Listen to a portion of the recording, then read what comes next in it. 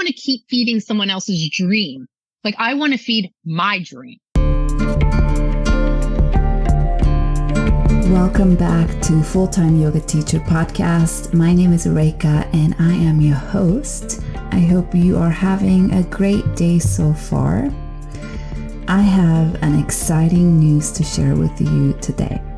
So I have been running a mentorship program for yoga teachers for I think about 3 years.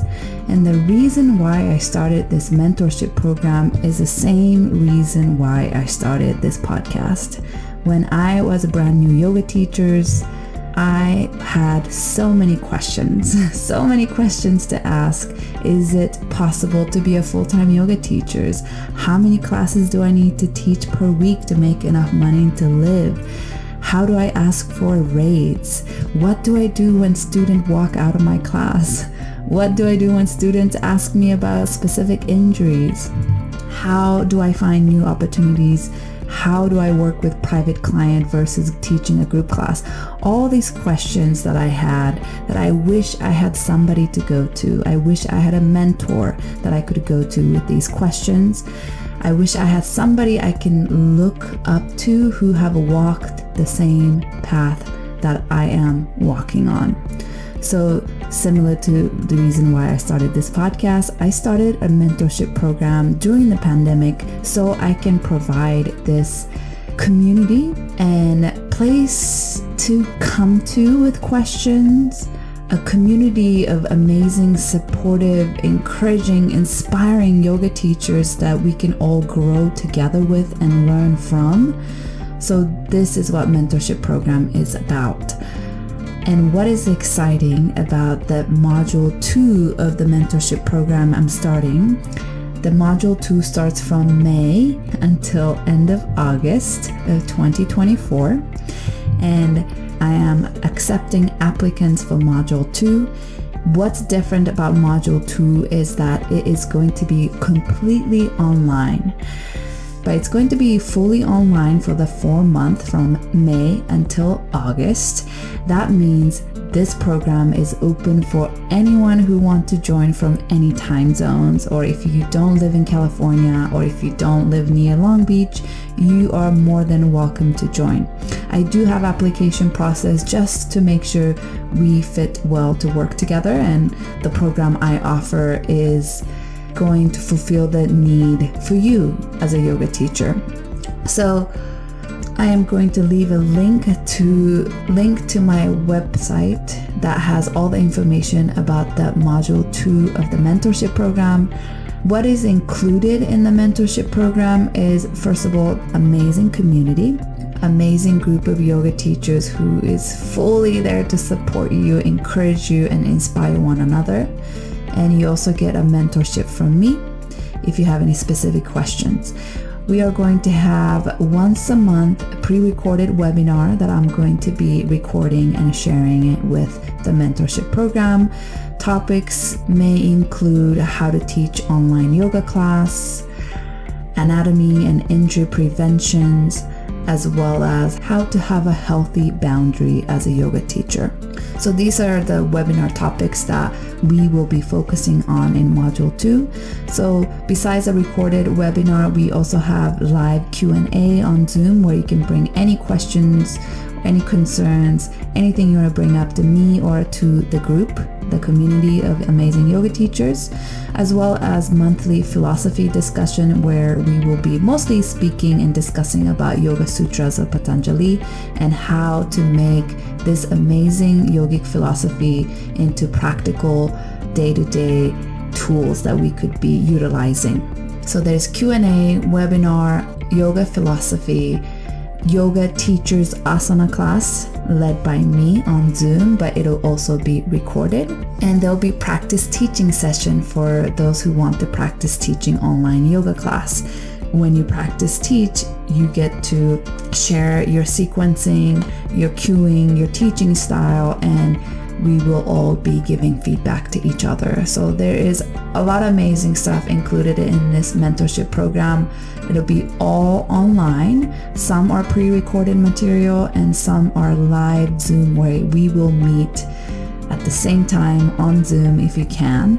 And you'll get, live feedback, and you can get to ask questions, and you get to interact with the community, which I think is the number one most important and most rewarding things about joining this mentorship program is the community.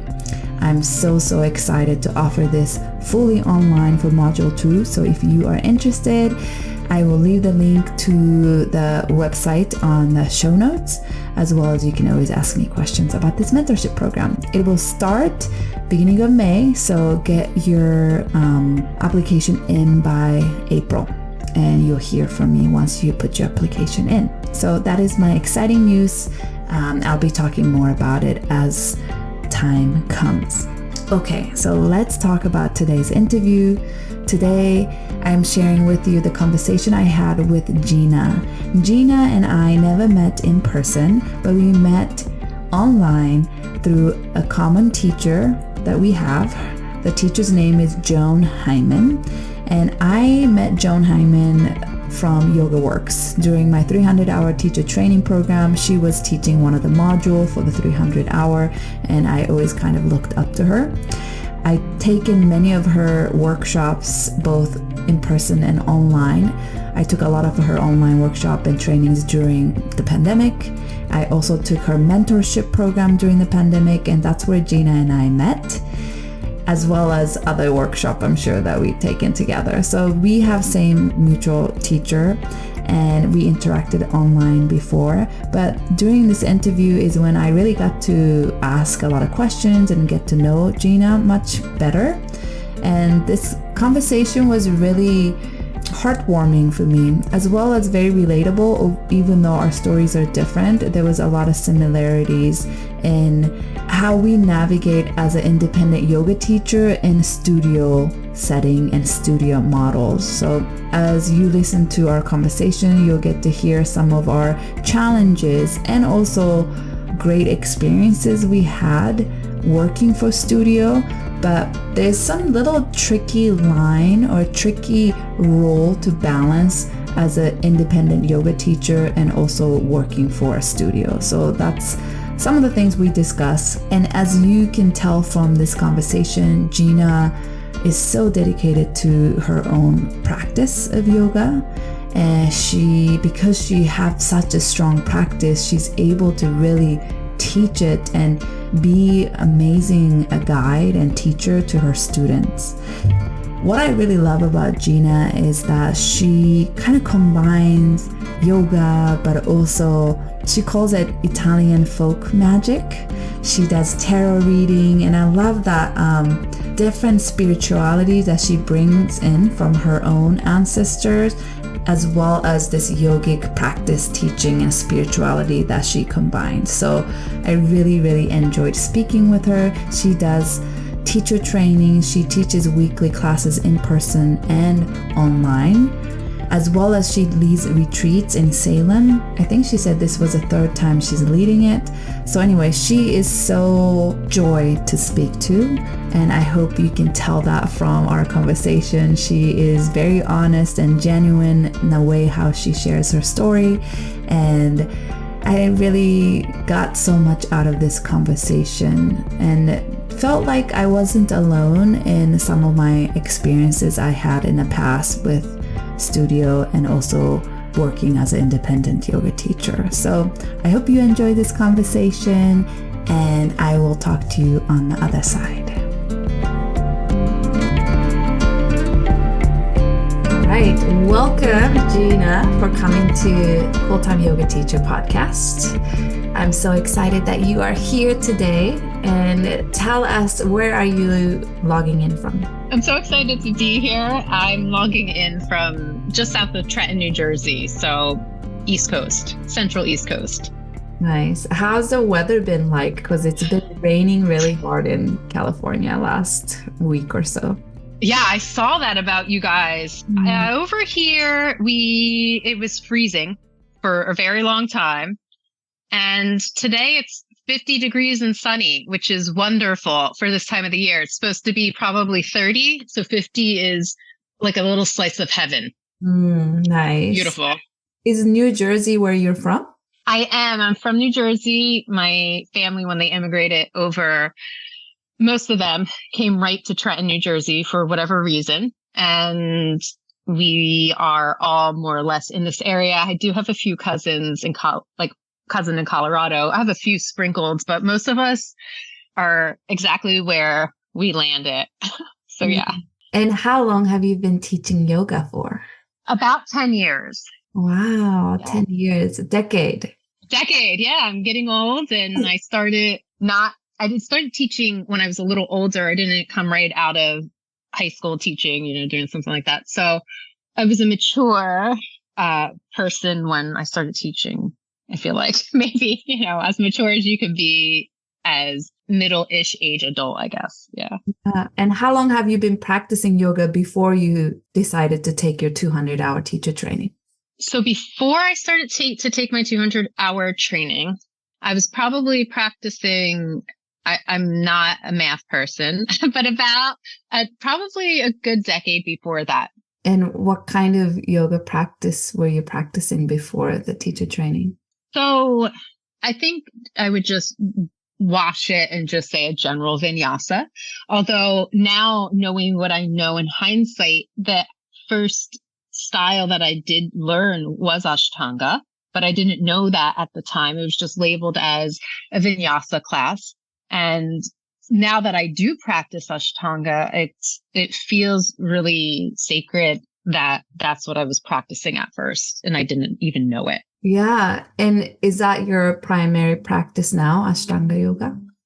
It is, though it doesn't look like the typical Ashtanga yoga practice. I am a mother of two. I am a little older. Not that that matters, but injuries, whatnot.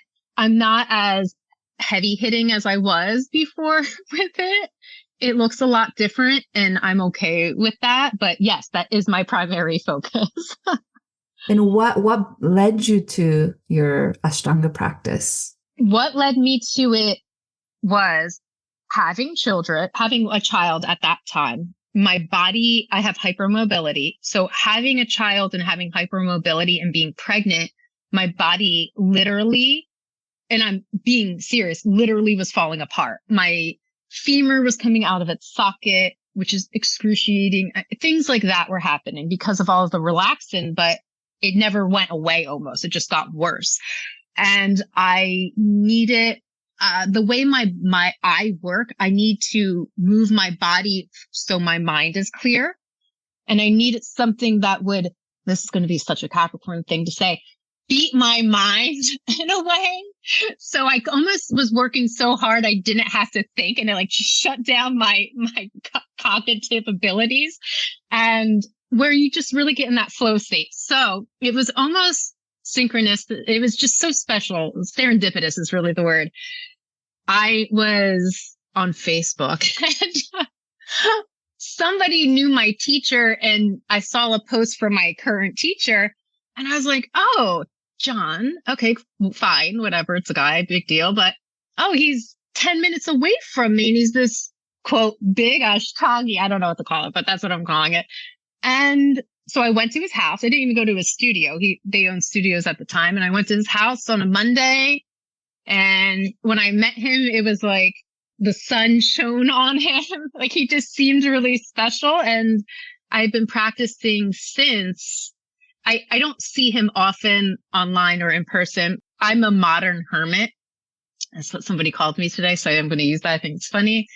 But I've been practicing since, and it's really helped heal my body and heal my mind and my hormones, and keeping in that consistent flow, Amazing. I also practice Ashtanga very dedicated Ashtanga practitioner for about a year and a half, not very long, but at a Mysore chala near me. And I had a great experience. It really taught me so much about myself. It's a very powerful practice for sure. And what made you want to take a teacher training? When did that seed plant in your mind that I want to be a yoga teacher? So I was about 30. Okay. It's about 30. And I was practicing at the studio where I did the training. And I noticed all of these younger people, which is fine, younger people like 20-year-olds, and they're like, I'm doing this teacher training. And I remember thinking, and again, nothing towards them, but I was like, they just started practicing. And then it was almost a like low self-esteem, I think, that kept me in a certain spot. And then I had a boost of confidence. I was like, well, I've been practicing for 10, 12 years at this point. I could do that, So that kind of what really pushed me, because I do this thing and I still do it. And I think now it's called, what's it called? Imposter syndrome. I think that's what we call it now. And it was keeping me at a certain below homeostasis, below my line. And there was nothing happening there, no growth. And so those young people kind of slapped me in my face, where I was like, if they could do it, I could do it. Because not because I've actually been, but I've been practicing for so long. Gina, you could do this, So that's really why I started. And I also was miserable in my job, not miserable, but I'm using that word, in my current job. So I needed something to devote my time to. Yes, I understand maybe how you felt, because I think maybe before yoga became such a popular thing, people have been practicing for a long time, for many years, and their teachers asked them that, hey, can you sub for me? Or I think you're ready to teach. Whereas now there's teacher trainings everywhere, and that's one of the main income for studio, to do this teacher training. So they're willing to accept anyone who's want to pay and to take a teacher training. So sometimes people who just started practicing yoga a month or two ago can still sign up and take a teacher training and become a teacher after that, So I do think that it is a funny thing. But now that you said you have decided to go for teacher training, and what was your teacher training format like? Was it a 1 month intensive? Was it go for several months to a year? How did it go? So it was 6 months. And at the time, I don't really want to get into this too much, but I probably will, because, this is what I do. I get on my soapbox. But at the time, the studio was a one studio model. And long story short, eventually it did become a franchise, which there's nothing wrong with that. But if it's run a certain way, it could be very corrupt. So it was a one studio, regular studio. And it was a 6-month training every other weekend, 8, 9 hours a day, that every other weekend, Saturday and Sunday. And the teacher that ran it actually wasn't a teacher from the studio. She was from Philadelphia, and she was an Iyengar teacher. So it was great for me, again, with the structure that I love and the intention to detail. So I love her. I still talk to her. She was a wonderful teacher. And I practiced Iyengar for a while too, but that I got too much in my head for a while. And that's why I went to Ashtanga, is that flow. But now I blend them together. But I hope that answers that question. Yeah. And that kind of makes sense why you are drawn to Joan Hyman, because for listeners, I met Gina through Joan Hyman's. Was it a mentorship group? I think it was a mentorship, and just the classes too, and online. Mm-hmm. Definitely, because I think Joan also has Ashtanga background and Iyengar background, and I think her personal practice is Ashtanga, but she brings in a lot from other modalities, and a lot of influence from Iyengar with all the props that she uses. And so maybe that's why you were also drawn to her as a teacher. Oh, 100%. People that teach like that really get my juices going. Even my teacher, who is an Ashtangi, it's very alignment based, even though I know that's like an oxymoron and we shouldn't even say that, but he does that. And even his teacher, David, there's a lot of Iyengar. You can see it, and it really resonates with me, as a practitioner. And I even think as a teacher, as me, somebody guiding, And is that kind of the style that you teach? I definitely think so, because birds of a feather, we all do flock together, like attracts like. And there's some days I think I shut down the Iyengar regiment of it and the specific movements. Sometimes it's more flowy depending on what's going on that day, but I definitely think it's heavily inspired by both. And you have mentioned that you were not enjoying your job before or during the teacher training that you had? So what kind of job did you have before or during your teacher training? So one of the same stories, something you didn't go to college for, but I graduated. It was before the recession, but whatever. I needed a job. I needed health insurance. New Jersey, I know you live in California. It's very expensive there. New Jersey, as small as we are, it's very expensive. Taxes are very high. Cost of living's very high. So I worked at Merrill Lynch and I was a project manager, which I actually liked the job, analyzing, creating things, working with people, but it was soul sucking. I remember walking in and just wanting to turn around, And is that the job you had during your 200-hour program? Mm-hmm. Yeah. And I ended up resigning when everything was kind of happening at the same time. I was pregnant in my 200-hour. And when I gave birth, I resigned to teach yoga and raise my family, basically. Mm-hmm. So how did that decision of transitioning from deciding to quit that full-time job and having your baby and then making that decision to pursue yoga teaching, how was that decision-making process like? I think it felt easy because the alignment of maybe not my mind so much because minds can trick you, but my heart and my gut felt very aligned. And at the time, everything felt like it was falling in line because I went right from corporate America to yoga teaching after my training right away. Because of the studio that I did the training at, I actually started managing the studio. So I had that income too. So it was a really easy financial transition as well, because the money was there because of the managing aspect of it also. Yeah. And how did the management position come up? How did that opportunity show up? I think the owner just saw, I'm not tooting my horn, but how organized I was. Again, I'm a Capricorn. I can be pretty organized, and how much I love the practice. And she was the other of me. So she needed somebody that could keep things going. So it felt really good until the studio did grow. It was a little too much, but again, that's a different story. But she thought I was a good fit for her and we worked well together. So, yeah. Yeah, I definitely have seen working for studio where studio owners is a yoga teacher and they love yoga, but they kind of are missing the business side or maybe organization side. So I think it's important that there's both to, studio mm-hmm. management and ownership. I think it's very helpful skills to have that organization, people managing and scheduling and all that, accounting, all that stuff.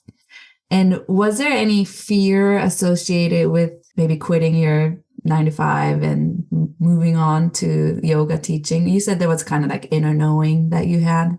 I don't think so. I don't think I had fear. Of course, there's always that feeling of the unknown, but it wasn't fear. And I think it was because I knew the financial component would be there because the managing did give that steady income where even though I was teaching, that's not steady. You really don't know exactly how much you're going to be making. So it felt safe. So I think probably if I didn't have the managing, I would have been a nervous wreck, to be honest. And so you went from graduating 200-hour kind of straight into managing and then also teaching at the same time. Was it kind of both part-time, like part-time management and part-time teaching kind of thing, or was it full-time managing? I kind of feel like it was full-time both, to be honest. I was a new mom, but I was also working like a dog.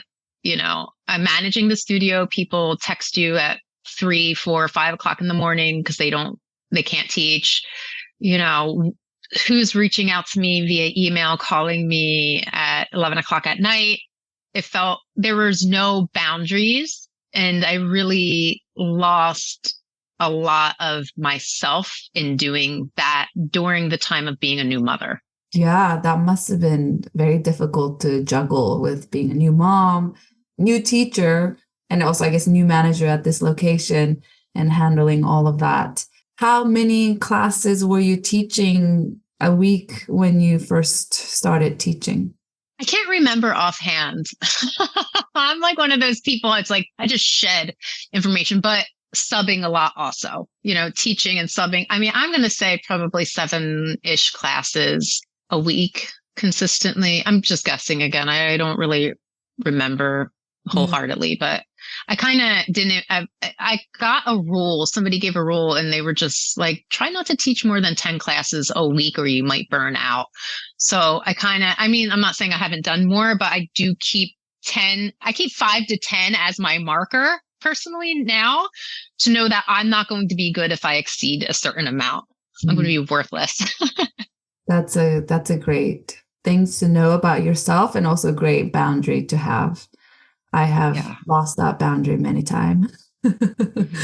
And so you started teaching quite right away after teacher training. And even though you've been practicing for over 10 years before, did you feel ready to start teaching quite soon? I feel like some teachers feel a little intimidated to start teaching right after 200, or maybe they take a little pause before start teaching. But since you went in right away, how did you feel about teaching? So for me, a closet introvert, I was petrified from that standpoint. I don't like to speak in front of people. I mean, if I looked at myself 10, 20 years ago, I would never do this with you. Actually, even before we started, that old internal dialogue was like, you could just tell Reika that you don't feel good. It's like that thing comes in and you're like, oh, but you just have to show up. Like that's the type of personality I have too. I could fester my social anxiety or my anxiety just to be around people and become just lost in that, or I could just push myself to the point of strength, not past that, or then you go in the other direction, but where magic can happen and I can keep growing and forging and creating, because that's really that little slice that I like to be in. Yeah. And how did your family or friends react to you deciding to quit your 9 to 5 and pursuing yoga as your main job? And was there any pushback or disapproval? I think my family, I felt very supported by my family. They always knew that I always followed a different path. So I think that this just made sense. And I think they felt comfortable because, again, the managing aspect was there. And at this time, their yoga was banging. It was like, you got so much money from teaching pre-pandemic from yoga. And it was just the hot thing to do at that point. And there was really no reason to be scared or worried. But where I got pushback from was some friends, to be honest. And I had friends that I feel like we all vibe on the same wavelength, and they're just like, do what feels right in your mind, your heart, and your gut. And you have those people. And then you have friends who I feel like push their own insecurities on you. And they are like, well, don't you want a 9 to 5? So you're making $100,000 a year. So you don't have to complain anymore about money, which I'm not complaining about money, but I will say sometimes I can't do things. I can't do it. And why? Because financial reasons. But I would rather have to not struggle, but take time to get through my life rather than sit at a desk for 12 hours a day, So I got a lot of, I didn't get a lot, but the pushback I got was from my friends, which you would think it was the opposite. Yeah. And your partner was very supportive of you kind of starting this journey, being a new mother and managing and teaching. Yeah, he was. We chose rather than put our children in daycare and whatnot, because that's a whole nother thing. It's a whole nother component, financial stress and whatnot, just so I was available, and I'm still available for the kids. I'm their primary caregiver. So that's what made sense too for us. Mm-hmm. And managing the studio that you also work and teach at, how was that like? Was it difficult to manage 2 roles as a manager and a teacher? It started, I hope you don't mind me bringing this stuff up. It started getting hard when the studio model grew to a franchise. And there were actually two, I don't know what you'd call them, CEOs, whatever. And the one was the one I worked with, and the other one was really the more business mind. And then they split. And when they split, I got stuck with the one that was more business minded, which is fine, but she was cold blooded. And when it started getting hard was when I had to fire teachers because they weren't aligning with this person's philosophy. This really isn't answering the question, I feel like. But, and then having to teach somewhere where I had all of this emotional turmoil happening, that was really hard for me. And that actually created a lot of, I'm going to use the word trauma, felt like an abusive relationship that I had to spend a lot of my yoga practice, even now, working through, because a lot of people that I grew up with teaching during that time just stopped teaching because of it. But it was hard. It was hard to teach at a studio where I had to do certain things. I don't know if that even answers that was definitely, thank you for sharing that. That seems like it's difficult because you're not just a teacher there who can just show up and teach and that's your role. You also had all this other internal conflict because you were so close to the management or people who was making these decisions. And you said you had to fire some teachers because they didn't align with some of the philosophy of the CEO. So that must be very conflicting role because you're not just there to teach your yoga, but you also have to do these other roles. And yeah, that must have been hard. And how much longer did you teach there? How did that journey go? So I had people even say to me, I can't believe you're still here. Again, with the Capricorn energy, you're just persistent. You have so much perseverance. And I think that's why a lot of Capricorns do also stay in abusive relationships with their partners, is because they don't give up and they don't relent. And I felt like I stayed for, I think, I can't remember, but it was at least a few more years after that. I did resign from managing. I went to another studio where the owner is amazing. She's a Sagittarius too, like you, and she's vibrant. And I learned so much. I saw completely different ways to run a business, which was wonderful. And I did still teach at this other studio, the group. And then eventually I did gently get fired, which was really nice. They did it in a very nice way because of the owners at the time were like, because then it's a franchise. So then the owners, there's different owners. They did fire me really nicely because I didn't fit in. I didn't fit their yoga teacher persona of what they wanted for their brand. I can relate because I also quit a studio a few years past that I just didn't feel aligned with. And it was clear that they were also gently pushing me in that direction of, I didn't feel wanted or needed there anymore. And it's hard when you have invested a lot of time and energy at that studio where you were even managing and you were there for quite a long time. So it must have been maybe a difficult transition for you, or what did you feel like it was time and you were happy to move on? I felt like both. Actually. It felt like it was time to move on. But of course, there's a mourning phase. I'm very fortunate because I never signed contracts because that's what came into a lot of teachers, and they were new teachers. And I was a new teacher, but I saw everything. And I would tell them, don't sign the contract because it really was binding as far as your opportunities outside of that for that studio for 5 years. Granted, I don't think it would hold up, but it's just the burden of having to do that.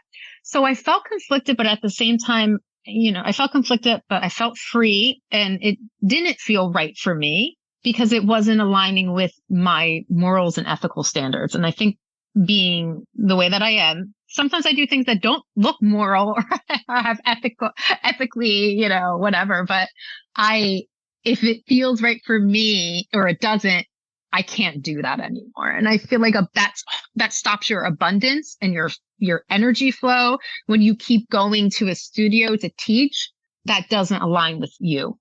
Yes, 100%. 100%.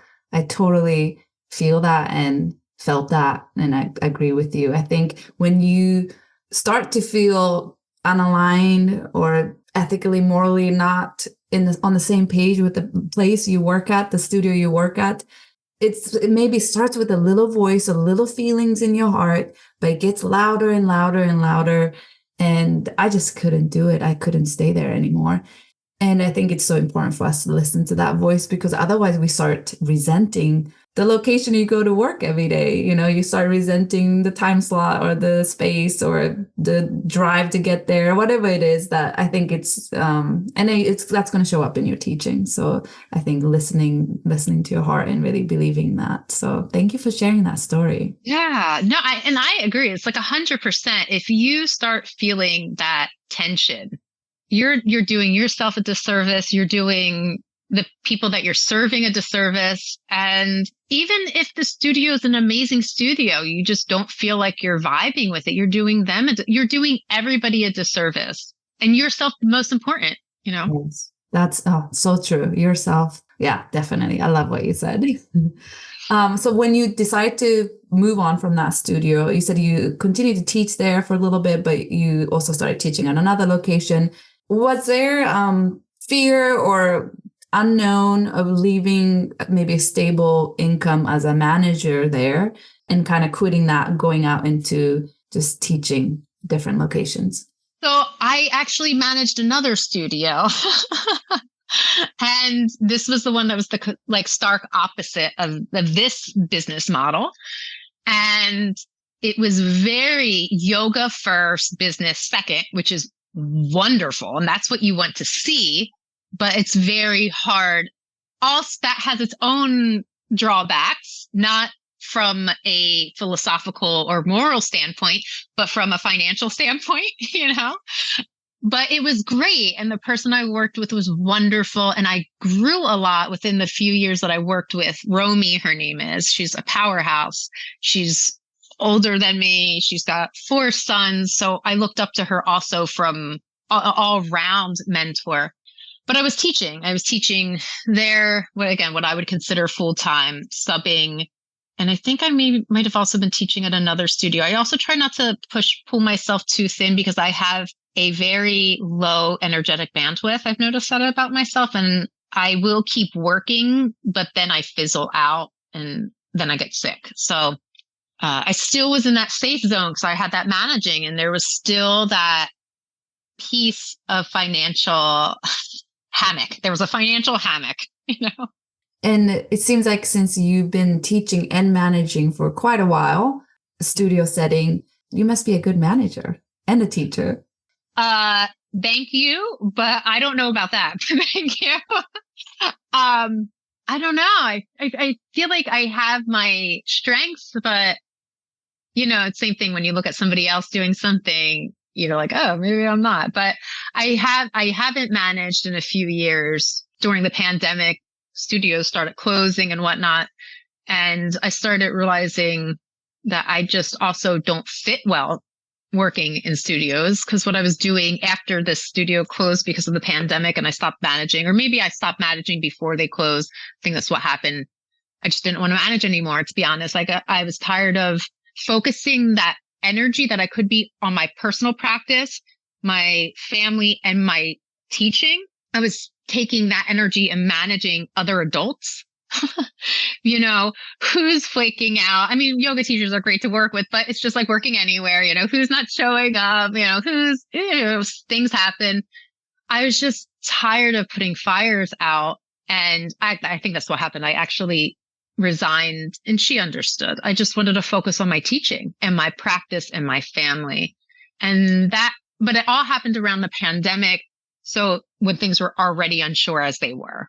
So would they have been as unsure and scary if it wasn't the pandemic? Probably not. But we were already in this fear, you know? Mm-hmm. That makes sense that you realized that you wanted to spend that energy managing the studio more towards teaching and your family and your own practice, because it must be a lot. I manage just a small, tiny yoga program at a climbing gym in Long Beach. And And it's nothing compared to what yoga studio manager does. But yeah, it is a lot. Like a lot of people need sub, or certain people will quit right away after they get hired, or, it's a lot. So it's a lot of people managing. And then also the students or customers, whatever they're considered, because I do think some studios don't consider them students. They consider them customers. That's another conversation. But all of those questions that keep coming in all day long, it's a lot of people managing. Yeah, 100%. Yeah. So now, pandemic. So pandemic happens. So it seems like you have resigned from managing before the pandemic, but pandemic happens where I would imagine most studios in the United States close for at least somewhat of the time, depending on the state and county you were in. Some studio closed for longer and some not as long. How was the pandemic like for you as a yoga teacher? And also, what changed in terms of your teachings, your job, your career, your income source during the pandemic, and also now since after the pandemic? So I did forget to mention during this whole time, I had my own business, my own yoga teaching business. So I did always in my town rent from a store, and I had my own space. I forgot to mention that. Sorry about that. Yeah, tell me more about your business. Yeah, that was always like my baby. It was I didn't want to call it a yoga studio because, but it's my thing, it's like, my Italian, my thing, like, and so I already had that. So I already had students that I worked with that weren't part of other studios. So I think that, and I was already I didn't mention this either, within that teaching yoga trainings. I know I was a newer teacher, but I've been practicing for a very long time. So I felt pretty successful in doing that. So I already had this really set up for myself. And then the pandemic happened. And then when the pandemic happened, and studios were closing and whatnot, I did always keep like one foot in a studio just so I would have some sort of reciprocity of student flow, if that makes sense. But I think it really made it clear that I need to focus on my business. And of course, everything went virtual and it was that whole thing. And New Jersey was very, very strict. And I believe California was also, right? Most of even though I'm not New England's states, New Jersey was very, very strict with gatherings and whatnot. So, you did have to pivot and just be flexible. So my business did move more online, obviously, and trying to keep everybody healthy and whatnot. But I think from the pandemic really woke me up that as I transitioned from taking that energy from managing and just putting it on teaching my personal practice. I also consider my personal practice part of my career. I have to practice.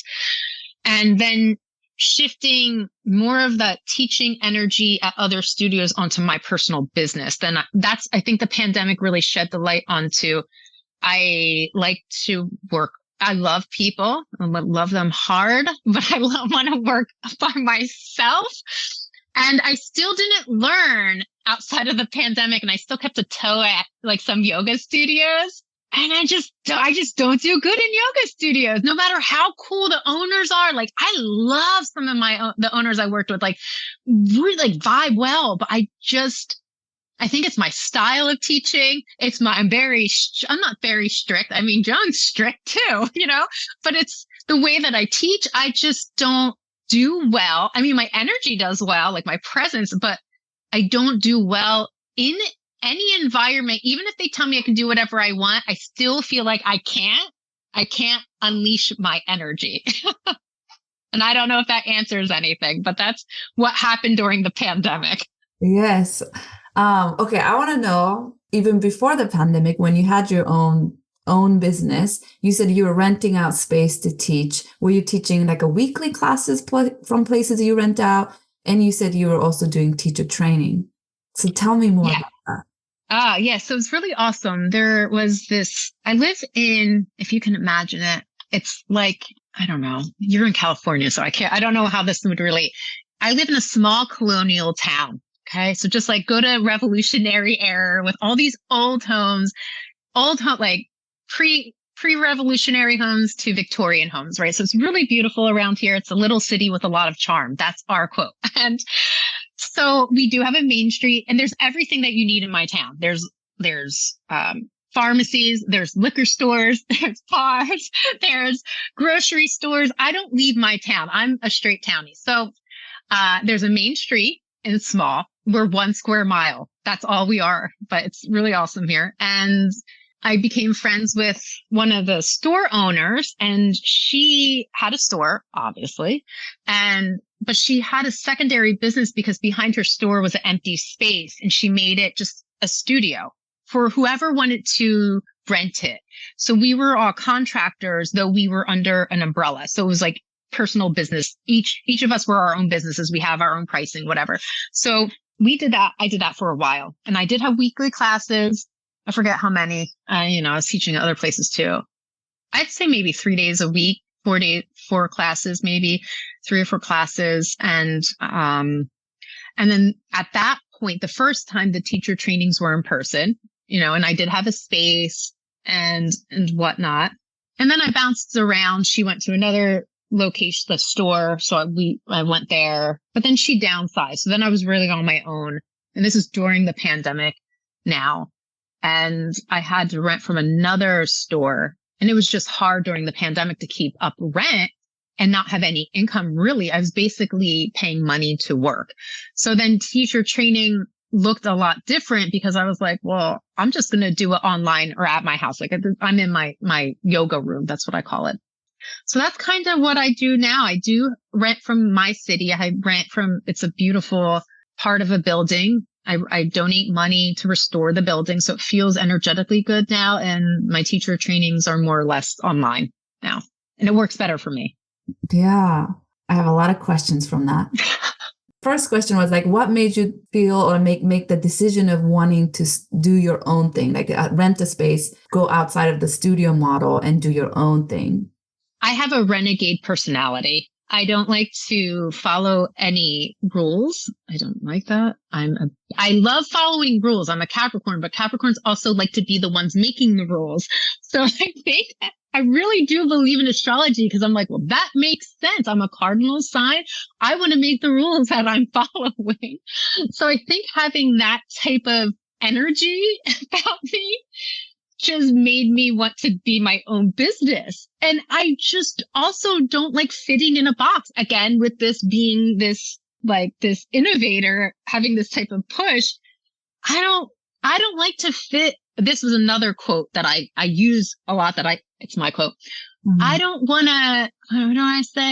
want to create somebody else's brand. That's what it comes down to too. Like, no, I don't say brand. I don't want to keep feeding someone else's dream. Like I want to feed my dream. That was really what started happening. Cause I think I started making the switch that I'm important. My dreams are important. My dharma, my heartfelt desire is very important. And if I focus on that, doesn't matter how much money, of course it does, but it doesn't matter how much money I make, I feel whole. And that's why I went on my own. And then you asked, how did I get students? Because I remember that part. It was really grassroots-y. I do live in a small town. It's word of mouth. It's just not schmoozing, but I'm calling it schmoozing, bopping down the street, walking, talking to people, word of mouth. And of course, social media does help. That's amazing. And I think that's I think it's great for listeners or any yoga teachers to hear that because there's more than studio models. There's more way for you to teach. It doesn't have to be just studios or gym setting that's already have an environment set up for you. You can kind of create your own. And sometimes maybe that's a little bit more difficult as a newer teacher because you don't have a following yet or you don't have your student base yet. But I think once you get to a point that you have students who want to really learn from you, no matter where you're teaching out of, they just want to learn and take your class or want to learn the things you're teaching. I think I definitely believe that's important. And also it's one of the amazing paths that we can take as a yoga teacher. I remember at some point towards maybe even before the pandemic, but also during the pandemic definitely made it clear that, very similar to what you said, why am I promoting for other studios? Let's say like on my social media, like I should, and I want to promote for myself. Like it doesn't make sense to be building somebody else's dream. As a yoga teacher, for me, it made sense, and similar to you, that I should be building and promoting for my own business, my own yoga career. And there was definitely the mind switch that happened maybe slightly before the pandemic, but I think pandemic made it more clear, not only to me, but I think other teachers, that, hey, we can actually do this on our own. We don't need a studio. If students want to pay $10 a class, Studio Zones doesn't have to take a 70% cut from that. Like you could actually keep the whole $10 that, student pay you. It's kind of like cutting out the middleman. You are directly working with your students. And, anyway, I think that was something that I think became very clear during the pandemic. I've seen other yoga teachers start teaching online and made way more than they did at the studio, because they're actually now directly teaching to their students without any studio as a middleman.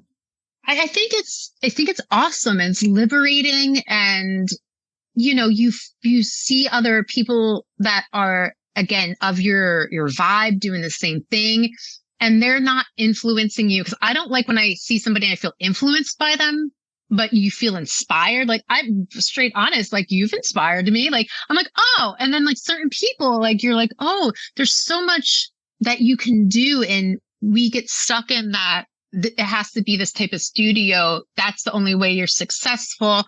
You won't be anything without a studio. I mean, I've heard so many things, and it could be true, but if you put an effort, it probably won't be true. You'll probably succeed, Yes. And another question I have is, were you building your student base at the studio? Were you ever like collecting email addresses when you're teaching at another studio? Is there any specific way that you were building your community or your student base audience, and any tips for the listeners? So I was always very mindful of what the studio's rules were, because I didn't want to get sued because of the franchise that I was originally working at. So I was always very, very hesitant what the studio's rules are that I'm working at, so everybody feels respected and seen and heard. Okay. Although sometimes if one of, quote, their students, right, I don't know what to call it, but some studios do think that they are the owners of the students. If one of their students reached out to me separately, and it was not somebody I had a relationship with before, I used to ask the studio, what do you think about this? Do you want me to put it through you? Like if it was a private, which I don't have a problem with, or can I do it on my own? But then when I found out that was happening too, studios would be like, you do it. And then eventually that would get brought up in the future, that they didn't like that. So I did notice that there was a lot of not speaking one's truth in that type of scenario, which I was like, I was trying to make sure you were getting where you felt comfortable. And, so I don't know. I think it's really hard to navigate, but I did not collect anything from any studio. I did everything on my own because I didn't want it to bite me in the behind. Although it totally did. But I never did anything that I felt was wrong or shisty or, taking information. I just think it goes too with, again, if a studio has a mindset that the students are their clients and they own the clients, that's where things get hard, because that client, that customer, can reach out to whoever they want, and the studio gets upset about it. It's this whole thing. I don't know, but I try to do it myself and have everybody sign up, so I wasn't actively pursuing anybody, But there were instances where I asked the person to go back to their studio and ask the studio to set something up, or rather than me say that, so it didn't come back and bite me in the butt like it did a few times. Mm-hmm. Yeah. I asked that because, I think that's an interesting line to navigate as a yoga teacher. And I remember one of my mentor one time said, if you're working at a studio where your owners or bosses are not wanting you to be successful as a teacher, then it's not a right place to teach. she was like, you want the studio owners or manager, whoever that you're working for, to also, you want them to also cheer you on to do well as a independent yoga teacher, not to like suppress that. And I think that's maybe a little bit hard to find these days, because obviously studio owners have to also make money, have to think about business. But it's true. You know, if you can find a place where they're rooting for you to do well, it makes a huge difference, because you want to work for a studio or someone who want you to succeed as a teacher, not look down upon or see that as a threat. Well, if it worked out the way that you're saying, in the way that it should, because I think that's how it should be energetically, the studio would do amazing if they held you up like that, because you're the one that is bringing people in, you know, and the more that you're able to thrive, they thrive. And again, it's this symbiotic relationship that I think ideally would happen. Yes, I 100% agree. And I started to think about, if you left the studio in a positive note, you're probably going to continue to speak fondly about the studio after you have left. But if it kind of was a weird tension when leaving, then you're probably not going to be recommending and speaking great about that studio, or maybe coming back to do a workshop or trainings. So it does matter how teachers are treated and how supported we feel. Well, I want to ask about your 200-hour program. How long have you been teaching it? How many 200 hours have you done? So, you know, my 200-hour teacher, and I've done a lot of training since, but the Iyengar teacher, you know, she kind of set me up to be a teacher's teacher. You know, I feel like Joan does that with people too, you know, and so I feel like she saw that in me and put that seed in my mind. And I started helping out with trainings again, like right out the gate. But I feel like it was just in me too. Personality, experience. I also have a degree in education, so that kind of helped. And then from there, I have years confused. So it's only been a decade, so it could have been that long ago. But a studio kind of close to me opened up, and I ran their training. And you know, I don't know, it just felt really right. I can't tell you how many I've actually been a part of or guest taught at, because it used to be constant before the pandemic. And now since the pandemic, I probably do 2-ish a year, you know, maybe 3, like a smaller one. So that's really what, again, I was saying, that gets my juices going. It really like gets me going. I love it because you see somebody evolve, and you also you evolve, and there's just this connectivity, this tapestry that's happening and being created in front of your eyes. Yeah, sounds amazing. Definitely. I am on the path to become a teacher trainer someday. I want to. That's why I'm assisting right now Annie Carpenter's 200-hour, because I really do want to be part of teacher training more in the future. And it's so inspiring to see you've been doing it. You do 2 to 3 a year, and you feel very fulfilled from that work. So that's beautiful to see or hear. Thank you. Yeah. So now that pandemic is kind of over, how has your teaching shifted from the before to now? What does your typical teaching week look like now?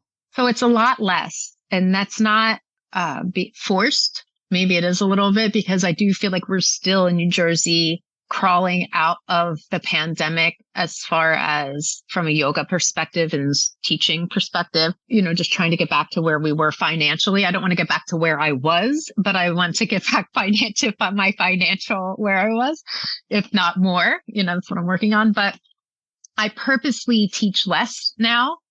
I purposely, again, you know, I said that I see my practice as part of my job. So Joan says this too, like, you need to practice, and that needs to be part of your day. And most of my time I feel like practicing or doing some sort of Ayurvedic or other folk stuff that I do practice, that's a large part of my day. And I really slimmed down my teaching to honor my energy so I can show up for myself, my family, and then the people that I guide, rather than be worthless, and not be able to hold space. Because and this isn't me, I heard this in one of the trainings I was in. Somebody said, if what's best for you is best for everybody around you, and that's something that I do really focus on. And I feel like for decades, I never did that. And I do that now. So what does my teaching look like? That was the question. I teach 2 days a week. That's all I teach, but they're morning and night. One of them is a 2-hour class. It's not a hatha yoga class. It's just of the limbs of yoga, digesting, alchemizing the energy of grief. And so it's a very slim schedule, but that allows for me to focus on other things that I do, like the trainings or, some retreats that I run, like that type of stuff. So very slim, but that's what I want.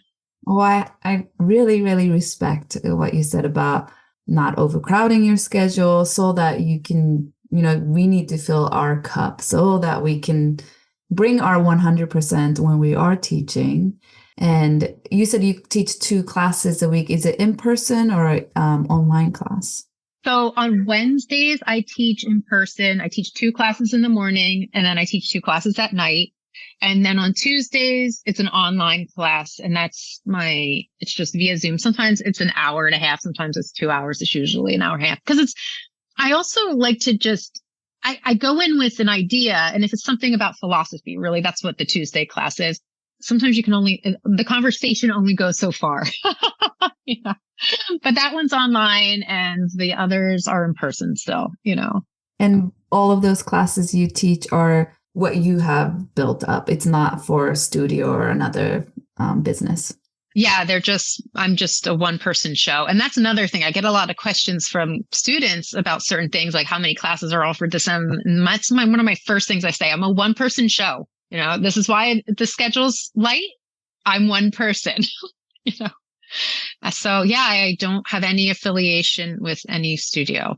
I love that. I love hearing that. And I think that's why I love interviewing yoga teachers, because everyone's path and everybody's business model, how they run their business is so different. There's no right or wrong. Everyone's different, and that's completely okay.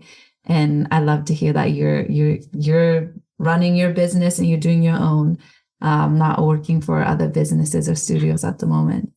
So do you have any other streams of income besides teaching yoga? So I changed my business name from it was like Gina and Yoga to, I got rid of the yoga and I just completely changed the whole name, because I feel like everything I offer, with, that authenticity word that we always talk about, you have to show up with your personal stamp. Now, that personal stamp thing is not my thing. That's one of my teachers uses that word, so I don't want to take that from him. But it is true. You have to use your individual, your non-corrupted ego, your friendly ego to put your stamp on things. And although everything I teach, the backbone of it is yoga, all the limbs of yoga, I pull from that right away. But I'm Italian American. I come with a lot of folk practices, and that's ingrained in me. So I do a lot of things of Mediterranean folk medicine, herbalism, dare you say magic. I don't know what word to use. I try not to use medicine because I get scared I'm going to get sued or something. So I do use the word magic a lot, but it's only because I'm like, don't sue me.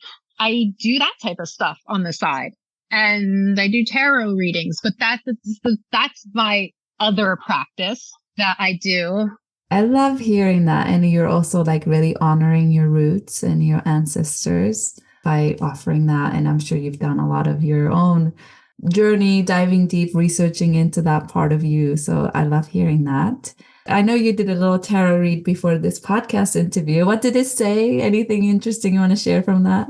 Yes, I'm actually going to look at it real fast because I forget exactly what it was. One sec.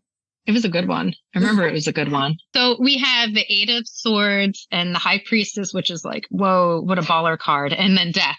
So, the way I'm reading this is And then I pulled another card that I didn't put here afterwards. Like, what energy should I go in with? And we got the Queen of Cups, which goes with the High Priestess. And what I'm reading from this is when your time is here.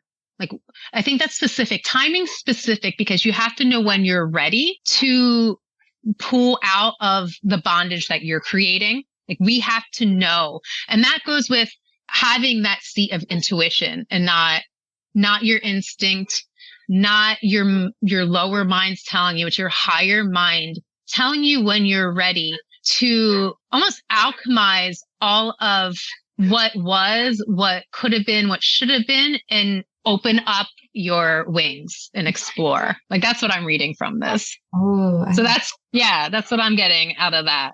So thank you for sharing. Yeah. I love it.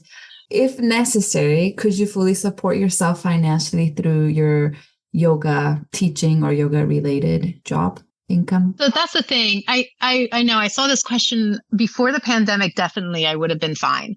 And now I still feel like it's this slow getting back to a financially supported position to find myself. So I'm very optimistic and realistic that I feel like it's going to happen. Like, I don't feel like it's just like rainbows and butterflies. Like, oh, this probably will happen because I want it to happen. But I do feel like with just like that, I was just saying, when the time is right, you can open your wings. Like, I feel like it will get there. And that's why I actually haven't given up, because I have that, again, I feel like it's realistic optimism. It's not just fake optimism or, rose colored glasses. I feel like it will get there if I stay with myself, my big S self, in my frame of focus. And that's what I focus on. So not yet, but I will let you know when it happens, and I'll tell you that it worked. Well, thank you for sharing your honest answer. Looking back at your teaching journey, was there a point that you felt like or realized that I feel comfortable as a teacher now, or you feel strongly or confident as a teacher now? I feel like maybe a lot of new teachers in the beginning, they just feel like they're brand new. They're beginner, they're not great at it yet. There's still so much unknown. I mean, I think unknown will always be there. We never know everything. But was there any point in your teaching you felt like, oh yeah, I think I got it now, or I feel good about my teaching? I don't think it was really directly related to my teaching as much as it's more related to all the work that I do for my self practice there's two things.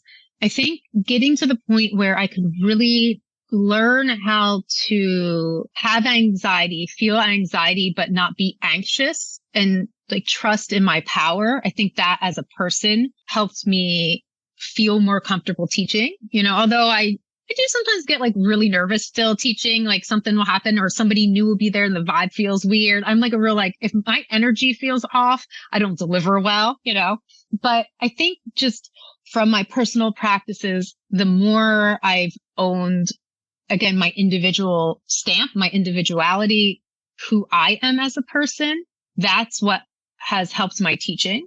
I think the more, and this is of the same vein, the more I've really have this comes with practice, the meditation, learning the connectivity between all living things helped me be more relaxed teaching, because I feel more at ease around people, because people used to scare me. And then what we talked about earlier too, just practicing. Like, I know I practice, and I practice a lot, and I don't go to going to studios is great, but I have my own practice, and that's very important to me. So I know I have to be somewhat successful at being a guide, because I practice a lot. That's what I tell myself. It can't be that bad, and that's another thing too. I started giving myself a break rather than stressing out and be like, oh my God, I said this. This is something I always used to say to myself before I started teaching. How much can I screw up in an hour? Like, how bad could I do in an hour? It can't be that bad. Like, as long as nobody dies, I'm good, right? Like, nobody had a heart attack, I'm fine. That's like, I had to lower the bar a lot like that, but that's something that I would tell myself. And I think it's just like with my self practice, that's the anxiety thing. That's being too hard on yourself, self-flogging, like getting that more under wraps just helped me feel more comfortable as a person and then more comfortable as a teacher. Though it's like I said, I still get anxious sometimes. I'm still like, what am I doing? I don't even know anything. I feel like that. I know you have mentioned many times during this interview about your own practice that you have and how important that is and how that is a big priority for you. And do you want to share with the listener a little bit about what does your yoga practice look like these days? So again, my practices are blended together with a lot of the folk work that I do. So right now, what it looks like is in the morning, there's more of a bhakti practice where I have an altar. It's what I'm looking at right now. Like, what do I do? I do the whole elemental altar that you would have in a traditional yoga studio. And I go in with an idea, something that I'm focusing on. And maybe this is where the folk stuff comes in or tarot. And I let whatever idea it is expressed through my body. So I do practice yoga with this idea. I write, it's just very spiritual in the morning. And then in the afternoon, usually I'm an afternoon practitioner. And then that's like, I'm on the naughty list for Ashtangis. So I practice in the afternoon. And every day is different. Like some days my body's tired because I do work out. I work out because I'm over 40 and I want to live longer. So I know I have to have strong muscles. And I do think yoga can give me that.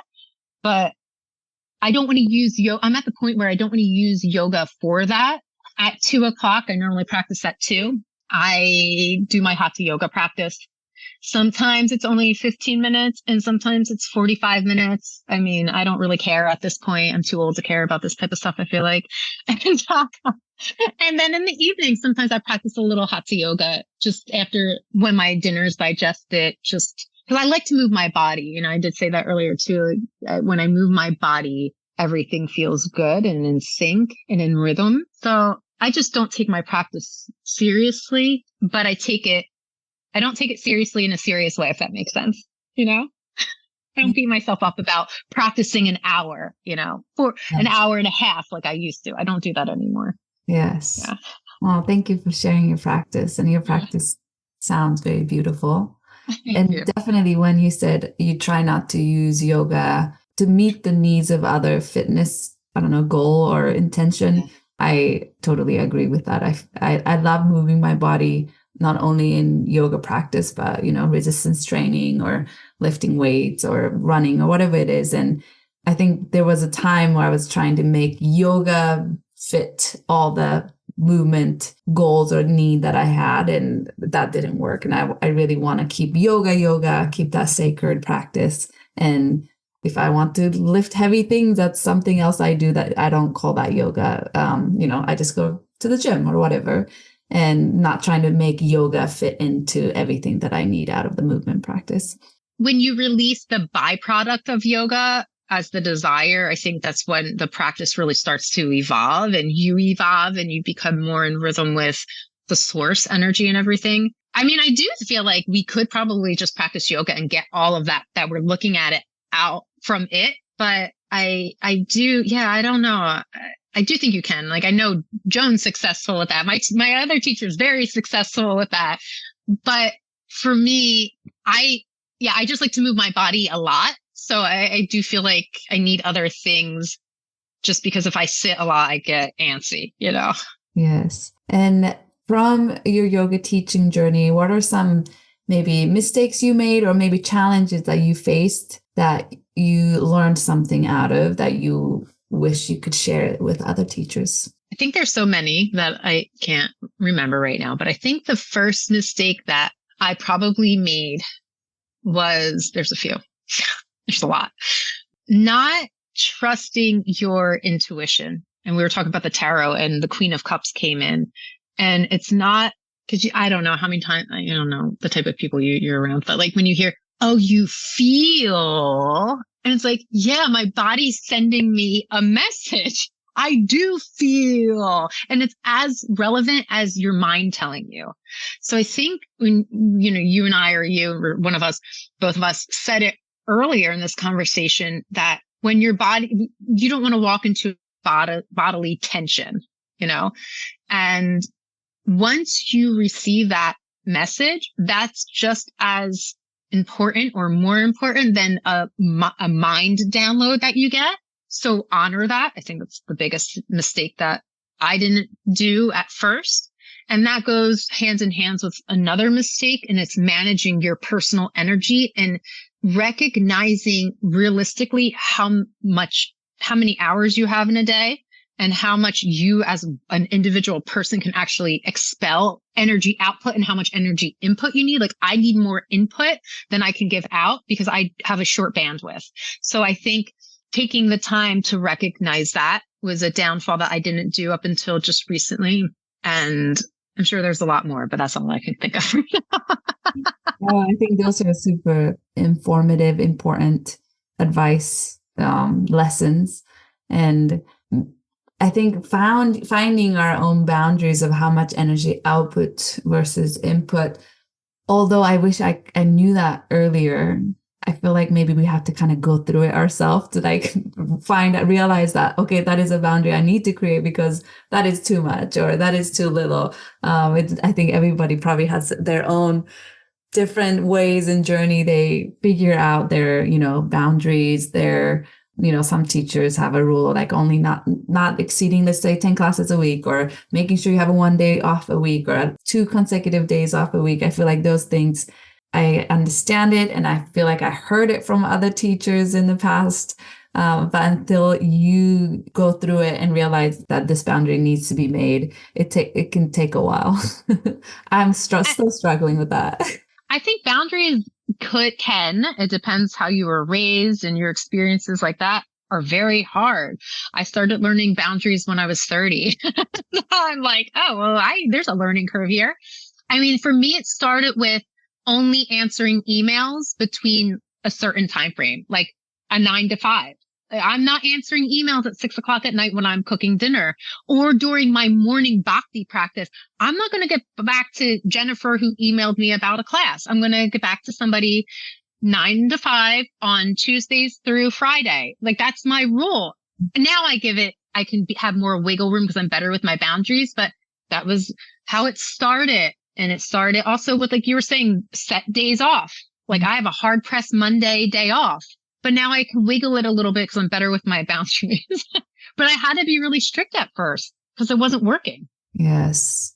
Thank you for sharing that and saying that, because I think a lot of us, including myself, need to hear that.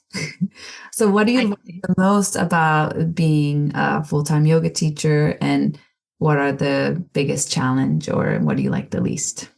I love feeling like I am living my dharma and my path, and I feel very settled in my mind and my heart and my gut.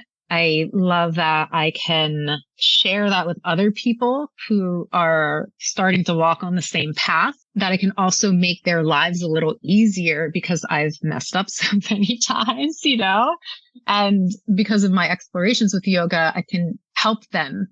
Although I try not to handhold. It's like one of my big things. And what was it? The hardest things? What was the other part of it?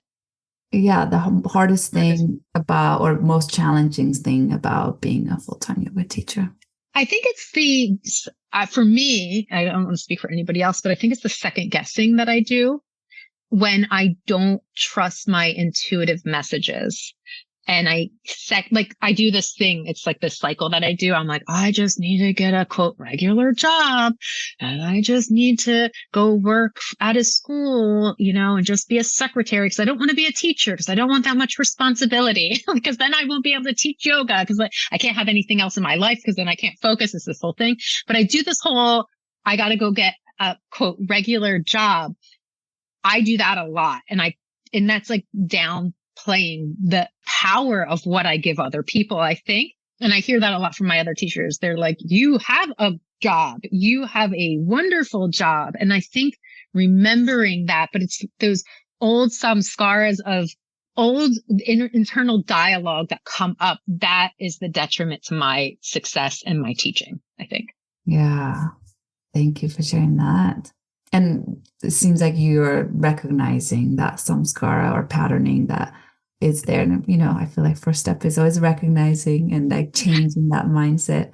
So for you, what is success mean to you as a yoga teacher? I think success to me currently, and I do think things change, and I might give you a different answer if we do this again in like 2 years. Maybe not. I think success. So I can't distinguish yoga teaching from my practice from my life. So it's like a blanketed thing. I just think, again, with the mind, the heart, and the gut, if it feels like they're in partnership and in relationship, and I am in agreement with all of them, me as an individual and myself, and then, all three of them connected, I think that is successful. And I feel like because of that, financial abundance will come to anybody if everybody set all those things. I love it. And where do you see your yoga teaching journey, career path going in the future? Is there any goals that you have, or just, intention of which direction that you want to see yourself going? Yeah, this is like the worst question for me, because when I saw this, I was like, so I'm a Capricorn and we're goal oriented, but my goal really is just to keep focus on that internal feeling, just because my mind does play a lot of tricks on me. So where do I see it going? I would love to see more of a collective growing within. I'm just, what came to my mind was like the world, but from my business perspective, just having more of a community to work with and to uplift, because I feel where I see this going is financially more abundant, so I can actually give back more also. So the strain isn't there, but I really don't have a goal besides just focusing on the intuitive movement, because I do really trust, I have faith that that's going to keep moving me forward or in some direction. The faith. I love the faith. I think Shraddha is the word faith. Yeah. Yep. That's good. And I think it's an important one. It's a lovely word. So is there any upcoming offerings or any of your, regular offerings that you want to share with the listener, and also any links or where and how they can find you if they want to reach out to you? Share anything about yourself and your, business. All right, let's do this plug. So on Tuesdays, it's the all fully virtual, which I call Luminous Shadow, but it's using yoga as the backbone with other healing modalities to alchemize. And I've used this word so many times, I apologize. I used it 3 times. I don't like to overuse words. Alchemize grief, and not just from losing a person, just grief of maybe mourning who you were, the pandemic, what have you. So that's usually, it's in series, but they're rolling series almost every Tuesday at 10 o'clock Eastern time, but they're recorded. I do have a yoga training, the 200-hour-ish, I don't know. I just call it a foundational yoga training, happening in March. And the other big thing that I have going on is a Salem, and I don't call it a yoga retreat. I call it a luminous shadow retreat, because there's a lot of ritual and that type of stuff in it. Retreat in June. So it's in Salem, Massachusetts, which I've done 3 times. This is my 3rd time. So I'm pretty stoked about that. I love it. And I've never been to Salem, but Salem has, from what I hear, there's a history there. There's a lot of energy there. It's wild. It's a very clean city, which is, I don't want to say atypical to see on the East Coast, but the East Coast is grimy. I love it. I'm from the East Coast, so I can say that, but it's very clean and it's very saturated in history. And it has some really cool energy, and it's a sad energy too, because of the things that have happened. So I don't want to say it's just super awesome, super fun, because it's not. It's sad. And I think it's a really good place to do this type of work because of that looming sadness that's there. Yeah, it seems like a right place for things that you're offering, like all that, not only yoga offerings that you have, but different aspects you bring into your teaching. It seems like Salem would be a very aligned place maybe with your offering. Yeah, thank you. Well, thank you, Gina, so much for your time. Is there anything else you want to say or share that, that I didn't ask, that you want to say before? I don't think that there is, but this has been such a gem of time spent with you. And I am so happy that we got to connect like this, and just thank you. That's really how I feel. I was thinking about, I'm going to start crying. I was thinking about how, just meeting you through Joan and hearing Joan being like, Reika, whatever. And it's just, I love seeing just the threads of how, you get to build a relationship with other people. So just thank you. I'm very happy to have been spending time with you. So thank you. Thank you. Thank you for taking time to do this interview. And I feel like I got to know you more than I knew you before. And also so inspiring and motivating, and also a lot of wisdoms that you share that I gained a lot. And I'm sure the listeners will also gain a lot from this conversation. So thank you so much. Yeah, my pleasure. Thank you. I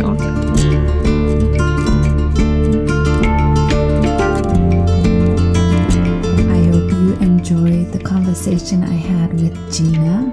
I think it's so amazing that she, straight out of teacher training, she started teaching and she started to manage a studio. She has tons of studio management experience. And now, after the pandemic, she only teaches for herself. She doesn't work for any studio anymore. She has her own, both in-person and virtual studio. She leads her own teacher training. She leads retreats, and she kind of does everything on her own now. And I think that's one of the path as a yoga teacher that I want to highlight in this interview, is that working for a studio is not the only way to be as a full-time yoga teacher. You could do everything independently on your own.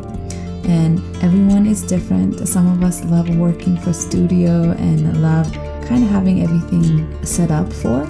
And some of us like to do our own thing and have our own studio or have our own space you rent out to teach. And some of us like to do a combination of both. So I think Gina's story highlights how different experiences she have had in studio, managing the studio, and now she chooses to and prefer to do her own thing. And I can really relate to her.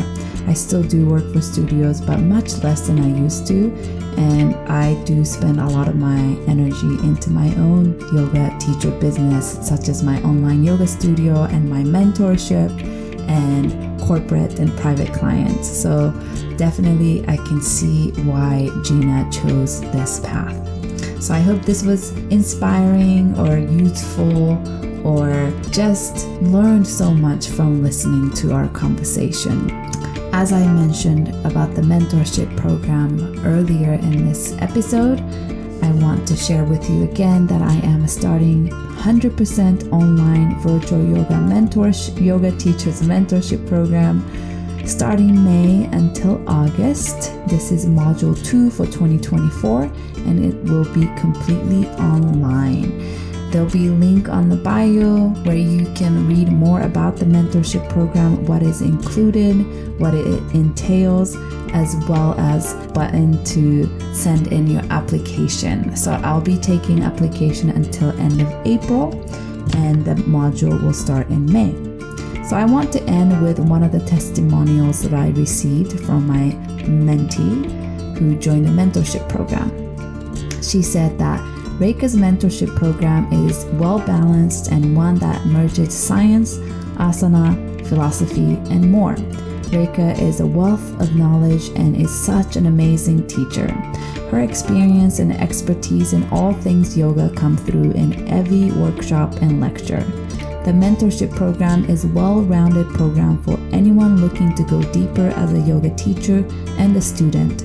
I especially enjoy how she includes anatomy, history, and philosophy in her teachings. Reika has created an amazing space for yoga teachers to continue learning in community.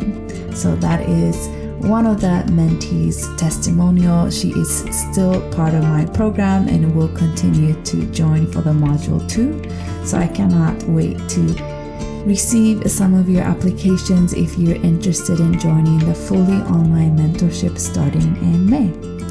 As always, you can always reach out to me on Instagram at Reika Yoga or message me through my website www.reikayoga.com to find out more about my programs, my offering online studio mentorship, one-on-one private corporate, or you just want to come say hi and tell me what episodes you've been enjoying. So have a lovely day, and I will speak to you next week.